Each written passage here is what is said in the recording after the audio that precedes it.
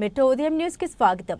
మహబూబాబాద్ జిల్లా పెద్దవంగర మండలం సాధారణ వ్యవసాయ రైతు బిడ్డ పెద్దవంగర ప్రభుత్వ పాఠశాలలో 10వ తరగతి వరకు చదువుకొని పట్టణాల్లో పై చదువులు చదువుకొని ఉపాధ్యాయ వృత్తిలో పనిచేస్తూ ఉస్మానియా యూనివర్సిటీలో డాక్టర్ పట్టా పొందిన సంకపల్లి రవీందర్ రెడ్డి వారి యొక్క అనుభవాలను తను జన్మించిన గ్రామానికి ఏం చేయాలి, ఎలా చేయాలి అని వారి యొక్క ఆలోచనను రిపోర్టర్ భద్రేతో వివరించారు. పరిపూర్ణంగా అక్కడ సౌకర్యాలు కల్పించడం, తొర్రూరు పిహెచ్సి ఇవన్నీ కూడా నేను చూసినాను కాబట్టి నేను కూడా ఎన్జిఓ పక్షాన చైల్డ్ లేబర్లో పనిచేసి ఉన్నా కాబట్టి నేను ఆకర్షితున్నాయి. ఇండైరెక్ట్గా జూన్ నుండి కూడా నేను వారి ఇక్కడ ప్రజాప్రతినిధిగా ఉంటే ఇక్కడ ప్రజలకు ఒక వరంలాగా ఉంటుంది.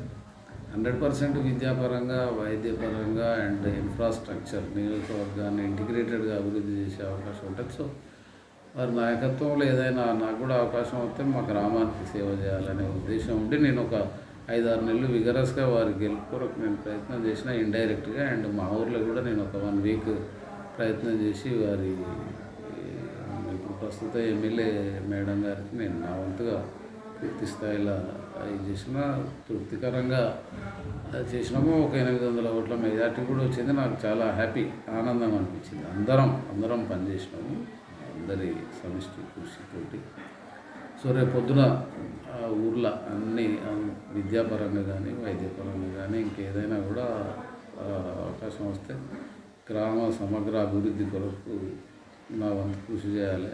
డైరెక్ట్గా పాల్గొని శేష జీవితం మొత్తం గ్రామంలో ఇది చేయాలని ఉంది. ముఖ్యంగా ఇక్కడ మా గ్రామానికి ఒక జ్యోతిబా పూలే గురుకుల పాఠశాల ఉన్నాయి. మా ఊర్లోనే పెద్దవంగర్లోనే ఈ గురుకుల పాఠశాల ప్రస్తుత ఝాన్సీ రెడ్డి మేడం గారి సారథ్యంలో, యశస్విని రెడ్డి మేడం గారి సారథ్యంలో ఒక పక్కా భవనం కట్టియాలి. మా ఊర్లోనే ఒక మోడల్ స్కూల్ నిర్మించాలి. మేడం గారి సహకారంతో ఒక మంచి హాస్పిటల్ను కూడా మండల కేంద్రంగా బట్టి చేయాలనే ఆలోచన ఉంది.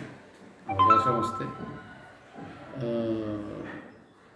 మేడం గారి యొక్క ఐడియాలజీ, నాకున్నటువంటి ఐడియాలజీ అంతా ఒకే విధంగా ఉన్నది కాబట్టి కొంత మా గ్రామానికి సర్వీస్ చేయాలనే ఆలోచన ఉంది. తప్పనిసరిగా నేను ప్రయత్నం చేస్తే అవకాశం వస్తే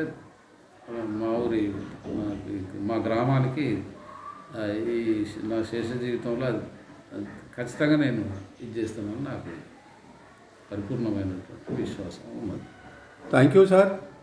మీ యొక్క అమూల్యమైనటువంటి సమయాన్ని మాకు కేటాయించి మీ యొక్క మనోభావాన్ని మాకు వెలిబుచ్చినందుకు ఒక రిపోర్టర్గా మీకు అభినందనలు తెలియజేస్తూ సెలవు తీసుకుంటాను. మూడవది ఏంటంటే చదువులో PhD వరకు చదువుకున్నాను. వ్యవసాయం సంతృప్తికరంగా చేసిన తర్వాత ఉద్యోగంలో కూడా ఒక 15 సంవత్సరాలు గెజిటెడ్ స్థాయిలో పనిచేసిన, ఒక 7-8 హోదాలలో కూడా పనిచేసిన.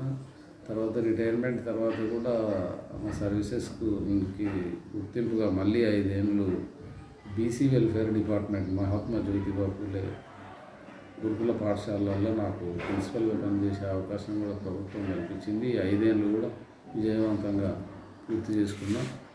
సో ఈ రకంగా ఉద్యోగంలో సాటిస్ఫాక్షన్ ఉంది పూర్తి స్థాయిలో. మరి వ్యవసాయంలో కూడా ఉంది ఒక చిన్న అది. సో ఇదే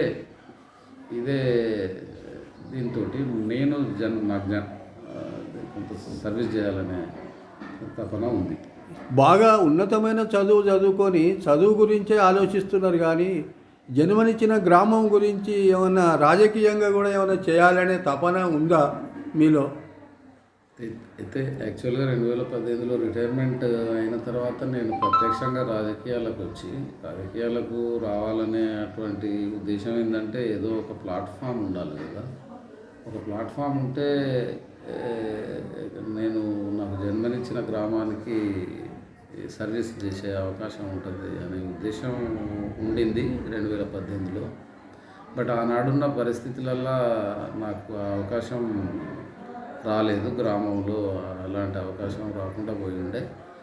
సో ఈ మధ్య మనకి ఇక్కడ పాలకుర్తి నియోజకవర్గంలో హనుమాన్ల ఝాన్సీ రెడ్డి మేడం గారు జూన్ 2023లో ఇక్కడికి రావడం జరిగింది. సో ఆమె ఇక్కడ గత 30 సంవత్సరాల నుండి కూడా సోషల్ సర్వీస్లో ఇట్లా సామాజిక